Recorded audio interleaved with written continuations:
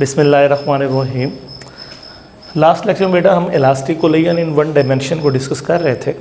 आज हम उसके मुख्तलिफ केसेस को कि अगर मैसेज को या मैसेज के साइज़ को चेंज किया जाए तो उससे वेलोसिटी पर क्या इफ़ेक्ट हो सकता है। लास्ट लेक्चर को ज़हन में रखते हुए अगर हमें v1 डैश चाहिए तो उसके लिए m1 minus m2 m1 plus m2 v1 plus 2m2 m1 plus m2 v2, ये फार्मूला हमने लास्ट लेक्चर में प्रूफ किया। और इसी तरह v2 डैश के लिए फार्मूला हमने प्रूफ किया 2m1 m1 plus m2 v1 plus m2 minus m1 plus m2 v2। ये दो फार्मूले हमने लास्ट लेक्चर में प्रूफ किए। अब इन्हीं दो फार्मूलों को यूज़ करते हुए हमने देखना ये है कि हमारे पास जो है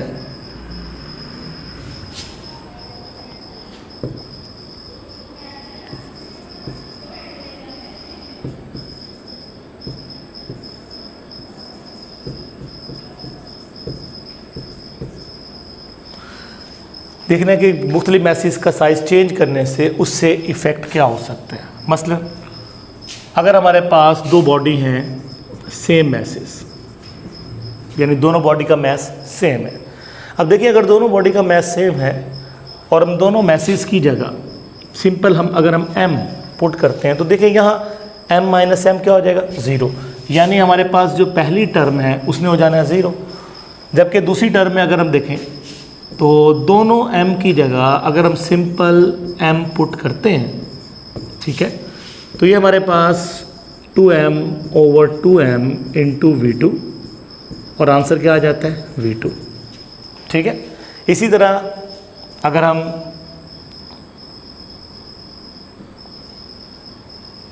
v2 डैश पे गौर करें, दोनों मैसेज अगर इक्वल है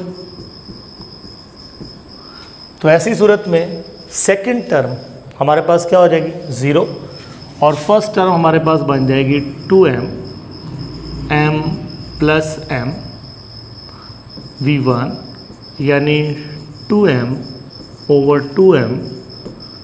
2m से कैंसिल v1। यानी अगर आप गौर करें इन दोनों फार्मूलों पे तो v1 डैश का आंसर आया v2, जबकि v2 डैश का आंसर आया v1। यानी दोनों बॉडी ने अपनी वेलोसिटियों को क्या कर लिया इंटरचेंज, यानी v2 डैश ने v1 की स्पीड गेन कर ली और v1 डैश ने v2 की स्पीड गेन कर ली। यानी दोनों बॉडी ने आफ्टर कोलिजन अपनी वेलोसिटियों को क्या कर लिया इंटरचेंज कर लिया। तो ये था हमारे पास केस नंबर 1। अब हम आते हैं केस नंबर 2 की तरफ। तो केस नंबर 2 में हम इन्हीं चीज़ों को ड्राइव करते हुए कि अगर दो बॉडी आपस में कोलाइड करते हैं तो उससे बॉडी पर जो है ओवरऑल उनकी वेलोसिटीज़ पर क्या असर होता है। यानी फार्मूले हम यही लिख के रहने देंगे, लेकिन हम देखते हैं कि इससे रिज़ल्ट पर क्या असर पड़ता है। अब देखें केस नंबर 2 में फ़र्ज़ कर लेते हैं कि v2 0 है और मैसेज इक्वल है, यानी ये कंडीशन हम लाते हैं केस नंबर 2 में। इसी तरह जो है नेक्स्ट स्लाइड में भी हम कहते हैं कि v2 हमारे पास क्या है 0 और मैसेज दोनों आपस में क्या है इक्वल है। तो इस कंडीशन पर दोनों फार्मूलों पे क्या असर होता है। अगर हम इस फार्मूले पे फार्मूला नंबर 1 पे देखें, v1 डैश पे देखें तो देखिए v2 का 0 होना इस सारी टर्म को क्या कर देगा 0। फार्मूला हमारे पास सिर्फ मुख्तसर रह जाएगा v1 dash is equal to m1 minus m2 m1 plus m2 और v1, ठीक हो गया। सिर्फ ये फार्मूला हमारे पास जो है रह जाएगा।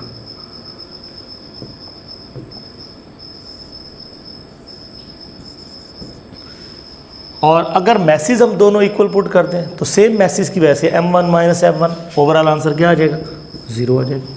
यानी जो पहला बॉडी था वो कोलिजन के बाद रेस्ट में आ जाएगा। जबकि दूसरे पे क्या असर होगा, V2 डैश ज़ीरो होने से फार्मूला हमारे पास मुख्तसर हो जाएगा V2 dash is equal to 2m1 plus m2 V1। और अगर मैसेज सेम हुए तो दोनों मैसेज नीचे भी सम अप हो जाएंगे और आंसर क्या हो जाएगा V1।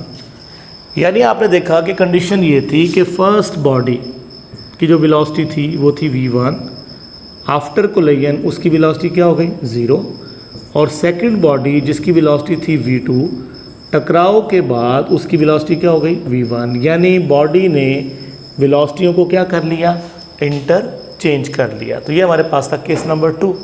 अब हम केस नंबर 3 की तरफ आते हैं। तो केस नंबर 3 में इसी कंडीशन को देखते हुए कि अगर हमारे पास जो है V2 सपोज 0 है,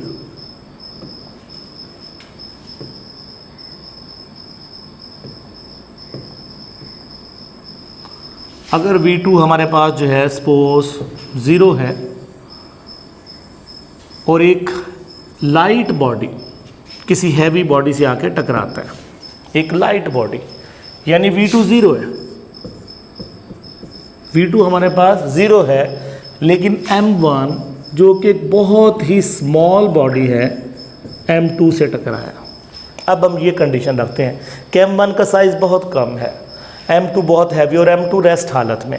इस कंडीशन को देखते हुए अगर हम यही कंडीशन यहाँ के V2 हमारे पास 0 है और M1 so much less M2, अब इस कंडीशन को सामने रखते हुए अगर हम देखें तो V1 डैश, अब देखें जो बॉडी बहुत ज़्यादा स्मॉल है हम उसको नियरली इक्वल टू क्या कर देते हैं 0, वो नियरली इक्वल टू हमारे पास हो गया 0। V2 0 होने से ये फैक्टर 0 हो जाएगा। बाकी हमारे पास फार्मूला सिंपल बचता था जी, V1 dash is equal to M1 minus M2 M1 plus M2 V1।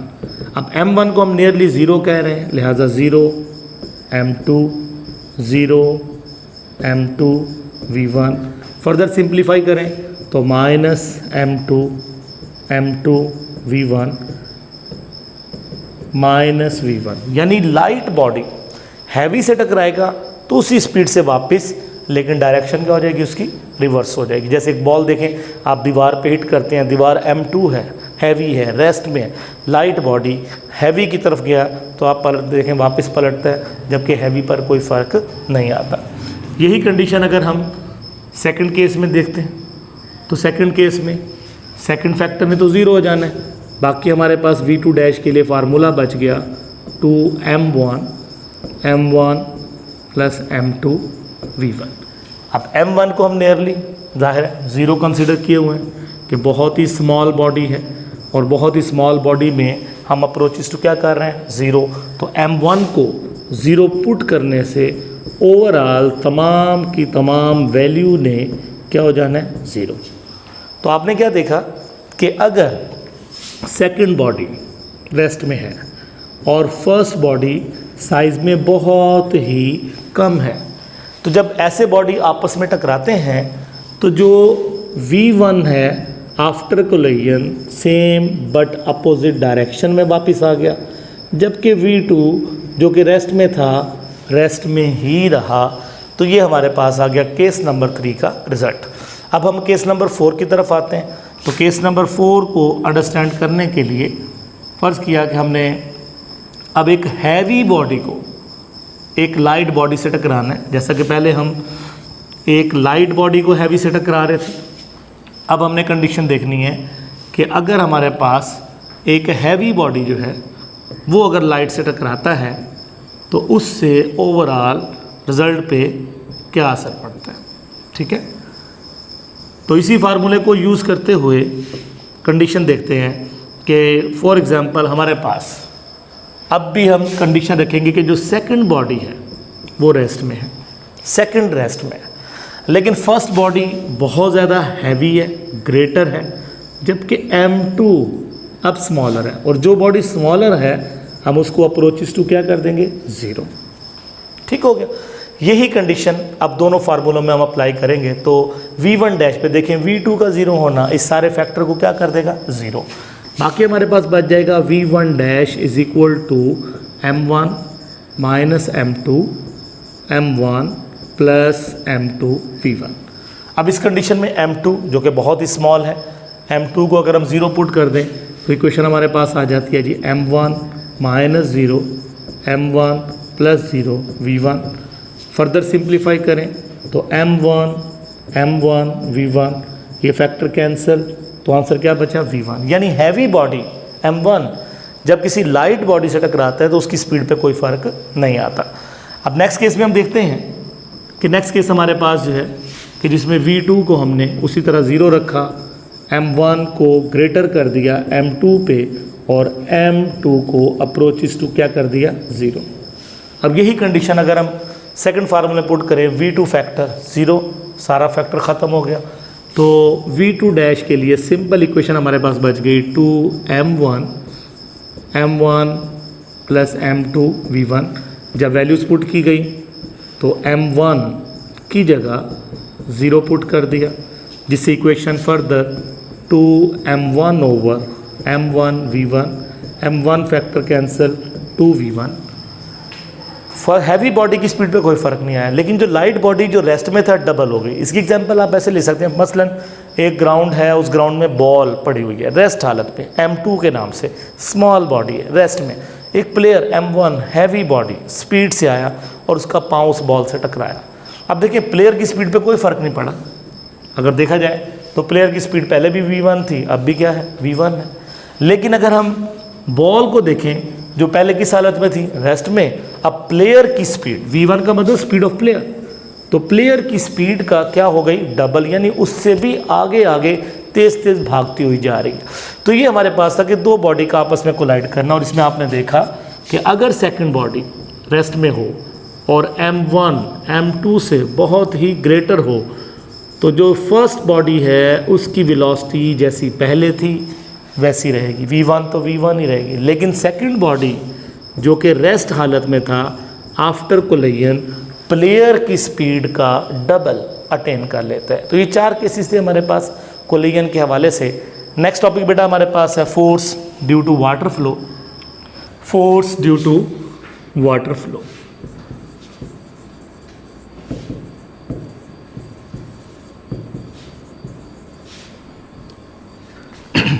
For example कि हमारे पास एक वाटर पाइप है, उस वाटर पाइप के सामने एक वॉल,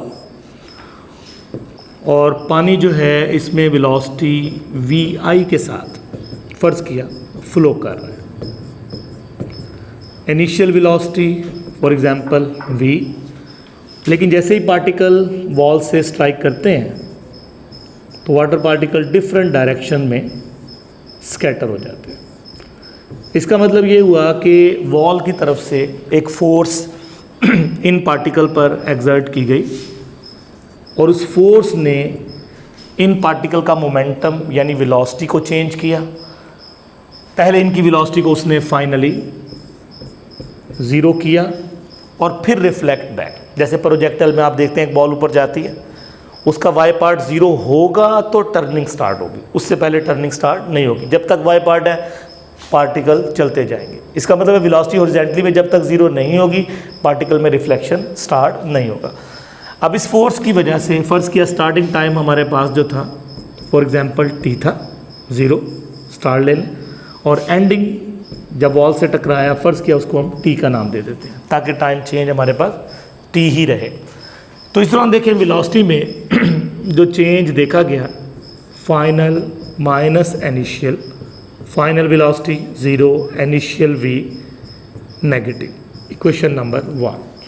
यानी पार्टिकल की वेलोसिटी में जो चेंज ऑब्जर्व हुआ माइनस v, यानी पार्टिकल वेलोसिटी v से जा रहे थे टकरा के माइनस v, यानी डायरेक्शन सिर्फ चेंज हुई। इसके बाद देखिए अगर हम मोमेंटम चेंज देखना चाह रहे हैं तो मोमेंटम चेंज का मतलब m डेल v, और यहाँ वेलोसिटी का चेंज क्योंकि माइनस v लिहाजा माइनस mv, इक्वेशन नंबर 2। तो पार्टिकल का momentum change force of wall की वजह से ये हो गया। इस दौरान टाइम का change, final time minus initial, final time हमारे पास t, इनिशियल स्टार्टिंग 0 था, equal to t, equation number 3। तो इन दोनों इक्वेशंस को यूज करते हुए according to Newton second law,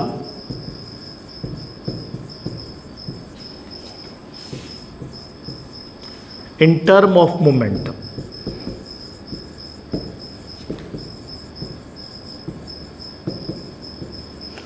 Newton second law in term of momentum क्या था कि मोमेंटम चेंज का रेट जो है अप्लाइड फोर्स के इक्वल है, यानी पार्टिकल पर लगने वाली जो अप्लाइड फोर्स थी, फोर्स ड्यू टू वॉल, उस वॉल फोर्स की वजह से पार्टिकल का मोमेंटम चेंज हो गया। और मोमेंटम चेंज आपने देखा अभी के -mv, और टाइम हमारे पास क्या था t। अगर हम प्रीवियस स्लाइड पे चले जाएं तो मोमेंटम चेंज हमारे पास क्या था -mv, और टाइम चेंज क्या था इक्वल टू t। तो इस कॉन्सेप्ट को हमने यहाँ पर इम्प्लीमेंट कर दिया। अब ये फोर्स हमारे पास वो है जो वॉल ने वाटर पर लगाकर वाटर का मोमेंटम क्या कर दिया, चेंज। अब न्यूटन्स थर्ड लॉ को देखते हुए according to third law of Newton, तो न्यूटन के थर्ड लॉ के मुताबिक to every action there is equal and opposite reaction. इस बात को देखते हुए कि force due to water equal but opposite force due to wall. ठीक हो गया। इस कॉन्सेप्ट को यूज़ करते हुए फोर्स ड्यू टू वॉल हमारे पास ऑलरेडी मौजूद है, बाहर negative sign, inside value mv/t, तो दोनों वैल्यूज़ पॉजिटिव में, लिहाजा m/t इंटू वी। तो ये हमारे पास फोर्स हो गई ड्यू टू वाटर, कि वाटर पार्टिकल ने वॉल पर जो फोर्स लगाई। इसमें m/t actually mass flow rate है, मैस फ्लो रेट कि पर सेकंड कितना मैस जो है उस पाइप से फ्लो कर रहा था। जैसा कि मैस का यूनिट आप जानते ही हैं केजी में, और टाइम हमारे पास किस में होता है, सेकंड में। तो अगर किसी भी क्वेश्चन के अंदर कोई टर्म केजी पर सेकंड में आ जाए तो ये अंडरस्टूड बात है कि वो इक्वल टू किसकी हो जाएगी, m/t के। जैसे न्यूमेरिकल नंबर 5 में मैस फ्लो रेट भी गिवन है, वेलोसिटी भी गिवन है, तो मैस फ्लो रेट को जस्ट वेलोसिटी से आप मल्टीप्लाइड कर दें तो हमारा टॉपिक आ जाएगा force due to water flow. तो नेक्स्ट इंशाल्लाह बेटा हम डिस्कस करेंगे डिफरेंट केसेस ऑफ मोमेंटम और रॉकेट। Thank you.